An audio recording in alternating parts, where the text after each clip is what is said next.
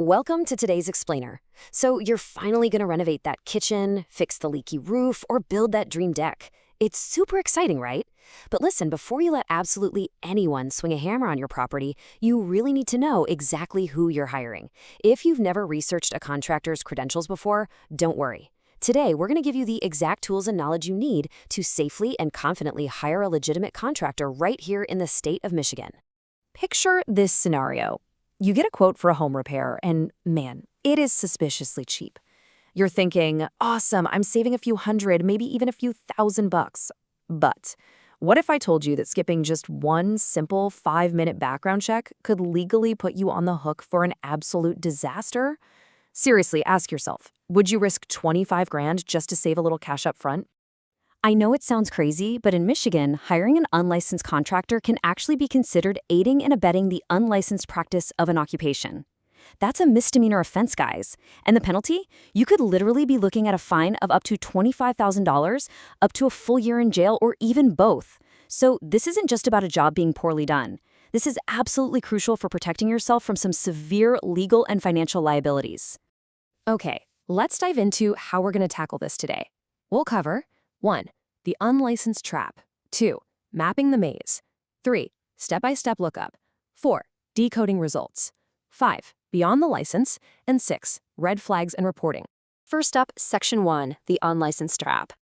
So, we just talked about those scary state penalties, right? But the real-world consequences for your actual property can be even worse. Think about it like this. If you hire an unlicensed contractor, they can't legally pull the necessary building permits for your project.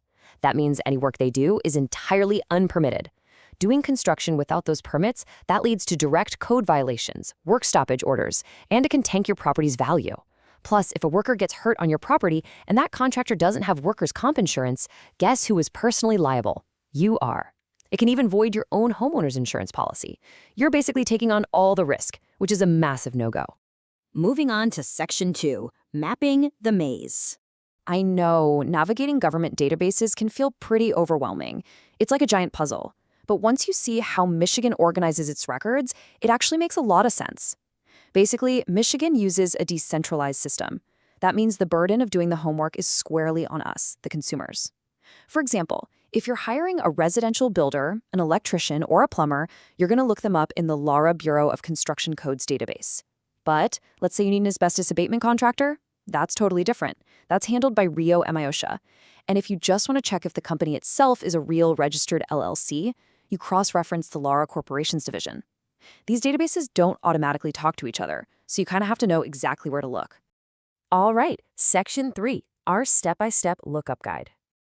Okay, this is where we roll up our sleeves. Let's actually walk through how to do this for a standard residential builder or skilled tradesperson. For most of these construction trades, you're going to visit the LARA Excella Citizen Access Portal. By the way, LARA stands for the Department of Licensing and Regulatory Affairs. Once you're on the site, Step 2 is selecting the license type, so something like residential builder. Step 3, you just type in the person's name, their business name, or honestly, ideally their exact license number. Then execute the search. And I want to pause right here and say, please, never feel awkward about asking a contractor for their license number. Legitimate professionals are usually thrilled you asked. It shows them you're an educated consumer who does things by the book. Which brings us to Section 4, decoding your search results. So finding their record in the database is really only half the battle.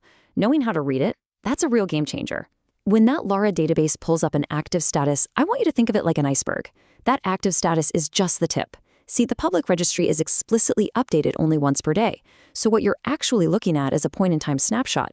A contractor could have theoretically had their license suspended administratively just hours before you searched, and it wouldn't even show up until the next day's refresh. Plus, an active status really just means they paid the renewal fees, passed a test, and hit an experience threshold. It doesn't guarantee everything is perfect behind the scenes. Next up, Section 5, beyond the active license. Finding an active license on the state website is definitely necessary, for sure, but it's not sufficient on its own. Let's compare state verification with direct verification. State verification gives you the basics, the license status and the expiration date. That's your starting line, but you absolutely have to pair that with direct verification. This is the stuff you demand straight from the contractor and their insurers, because it covers the day-to-day things the state database simply can't prove. So what does direct verification actually look like in practice? Well, first, jump over to the MIB Business Registry and make sure their LLC or corporation is active and in good standing. There are over 900,000 LLCs in Michigan, and you need to be sure yours is officially recognized. Second, and this is a big one, request a current certificate of insurance, or COI, directly from their insurance agent. Sometimes a license is issued with proof of insurance, but then the policy lapses or gets canceled a few months later, even while the state website still proudly says active. Finally, demand a highly detailed written contract.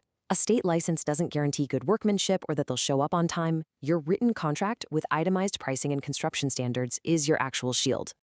Finally, Section 6, Red Flags and Reporting. Even if you do all this verifying, you still gotta know how to spot a bad actor. To put this into perspective, the Michigan Attorney General's Consumer Protection Division handles over 10,000 consumer complaints every single year, and a huge chunk of those, home improvement scams. So, be on the lookout for these major red flags. A contractor demanding large cash deposits up front. Run from that. Refusing to pull local permits because it saves time. Providing super vague or worse, completely verbal contracts. Or getting defensive when you simply ask for proof of insurance. If you see any of these, just walk away. But hey, if you do find yourself in a bad spot, you have actionable escape routes. Let's say you have an issue with code violations or just really bad work by a licensed contractor. You file a complaint directly with Laura's Bureau of Construction Codes. Now, if it's monetary fraud, a scam, or you found out they're unlicensed, you take that right to the Michigan Attorney General's Consumer Protection Division. And, of course, if a contractor ever steals from you or makes any kind of physical threat, you call your local police department immediately.